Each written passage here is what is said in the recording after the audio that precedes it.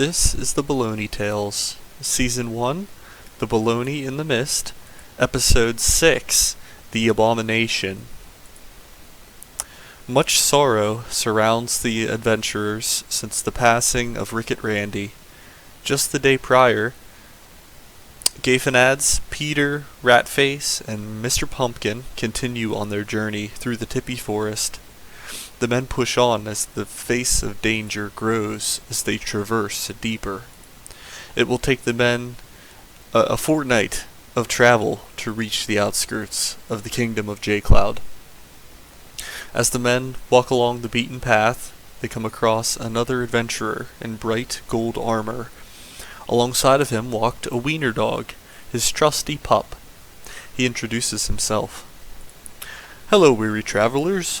My name is Gareth, and I'm a zealot of Jimmy Schmo. This little pup's name is Black Dog White Teeth. What brings you deep into the tippy forest?" Gayfenads replies, "We are on our way to the kingdom of J-Cloud." Black Dog White Teeth barks quickly and says, "Cement, that's concrete, baby." Gayfenad's eyes grow wide. "Damn, that pup's spittin'." Gareth chuckles. "Oh, my pup is unlike no other. He can talk." My name Black Dog White Teeth," chirps the pup. Gareth states, "Thanks to the blessing of Jimmy Schmo, he granted my pup with the power to speak." Gayfenad smiles. "Wow, that's an amazing power." Gareth exclaims, I'm a zealot of Jimmy Schmo, and study his tomes. He has many Protoss prayers that grant powers if you study the light. There are 4 demigods of light, and Jimmy Schmo is one of them. Jimmy Schmo stands for justice and law, and the Protoss tomes explicitly state the laws of our world. As you adventurers near the kingdom of J-Cloud, you will notice that J-Cloud is a demigod of light too. With the power of electricity and lightning, his kingdom is gold and bright.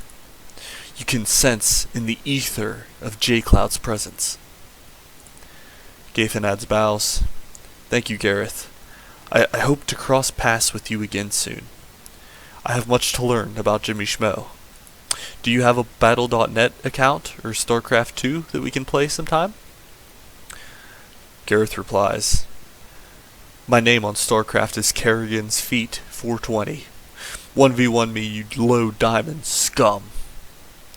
Gayfenads gasps, "I'll have to practice more."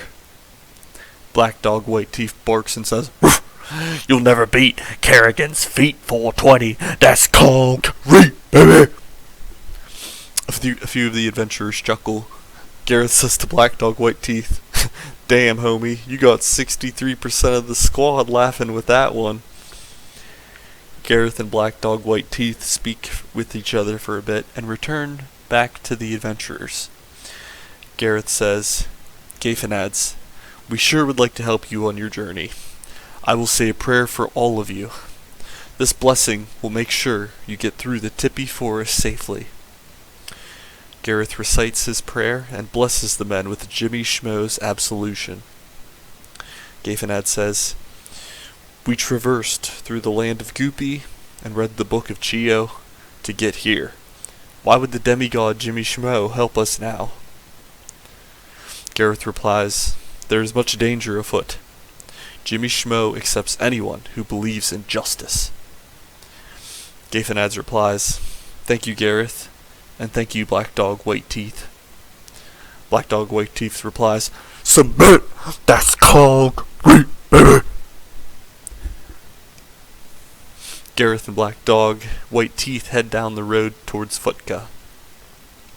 Mr. Pumpkin says, "Oh, my pumpkin senses are tingling. Ooh, there's a pumpkin patch nearby. Maybe we can rest for the evening and travel more tomorrow. I think they have a computer in the dirt. Maybe we could play some Slay the Spire for a few hours. and Gafenads can 1v1 Gareth in StarCraft 2. Ratface begins to clap. I'm a rat, and I eat cheese. Gafenads replies, "That's a great idea, Mr. Pumpkin. We need some rest before we can travel any further." Mr. Pumpkin says, We are more than halfway through the tippy forest now. I believe we can be at the kingdom of J-Cloud in a fortnight. Peter glares at Mr. Pumpkin. He slams his fists in his lap. "I'm sick of this. We lost Ricket Randy. It's over. We should just head back now, forfeit at 15. It's over." Gafenad steps up to Peter. "Are you daft? Why would you want to jeopardize everything that we stand for? You were the one that rallied us together. You wouldn't turn your back on a childhood friend now, would you?" Peter says, "I'm leaving. I'm sick of this. I'm going home." Peter begins to walk away. Gafenads tries to stop him. "Peter, please. You will not live if you don't come with us. The Tippy Forest is too dangerous to travel alone." Peter gives Gafenads the finger and says, "Jungle Diff." Peter continues to walk the opposite direction as he contemplates to himself, "Damn it all to hell. I lost my ability to raid on Final Fantasy XIV. I'll never be able to stop the Bologna King. I guess I just gotta live my life without raiding. All that gil that I could've got. I needed that damn 460 helmet to beat the twinning, and I couldn't do it."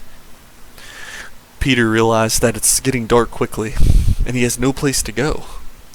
He decides to head off of the trail in search of coverage for the night. He sees a faint light flickering in the distance.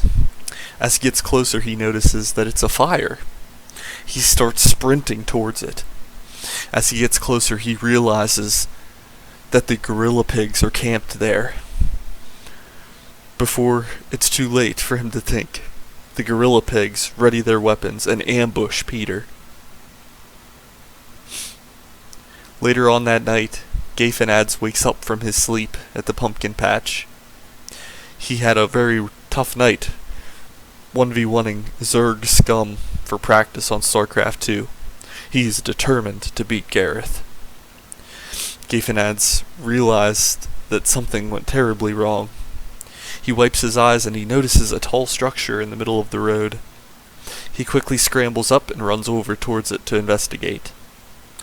He notices that it is a tall pole and it has Peter's decapitated head on top of it. Beneath are Peter's bones, licked clean.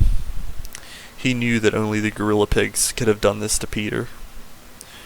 Without waking anyone else up, Gafenads mourns and buries his friend. Gafenads must press on without Ricket Randy and Peter. Luckily, he has Mr. Pumpkin and Ratface to lead him the rest of the way.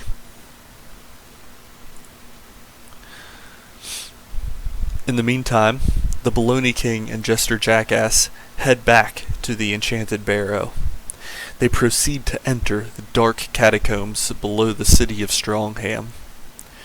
Fiery smoke mixes with the strong smell of sulfur as they descend deeper. The smell of smoke stings the nostrils of the Bologna King, and Jester Jackass begins to giggle. Eventually, they enter a massive catacomb where a few gorilla pigs are working on a hellish creation. At first glance, the Bologna King can make out general details of the Abomination as he gets closer. It appears that the Abomination is part spider, part gorilla, part human, and part pig. The Bologna King can't comprehend its size. 8 legs, each 12 feet tall. A human head comparable to the size of a kitchen table. 4 gorilla arms swinging, just swinging around, and skin pink like a pig's. And wow, The smell was unimaginable. The Abomination dances his spider legs in the mud in excitement. Jester Jackass gets closer to the Abomination and gently kisses his spider leg. Mwah! And he giggles more. Jester Jackass turns to Bologna King. Are we ready to upload his soul into the Abomination, Mr. King? The Bologna King smiles and says, "It's time." Jester Jackass pulls out his Digimon card that has Ricket Randy's soul in it, and he uploads it into the port in the Abomination's back. It's the final touch. Quickly, the Abomination starts squealing as his head transforms into Ricket Randy's head. Ricket Randy's eyes open, and they turn black immediately, and he stares at the Bologna King. The Bologna King grins. "Hello, Ricket Randy. Nice of you to join us. Jester Jackass will help you locate your friends, and you will destroy them. Is that clear?" Ricket Randy opens his mouth, and large fangs protrude. He hisses and squeals. The Bologna King speaks to Jester Jackass. "It's time. Bring me my enemies' heads." Jester Jackass shakes the bell on his cap and does a little jig. Jester Jackass casts a spell from the fuzzy scrolls onto the Abomination. The Bologna King turns and leaves the chamber. He contemplates to himself. Jester Jackass now has the Abomination under his spell. If he can achieve this task, we might be able to create an army of abominations to fight with the Gorilla Pigs. The Bologna King decides to go back to his castle as he awaits destruction.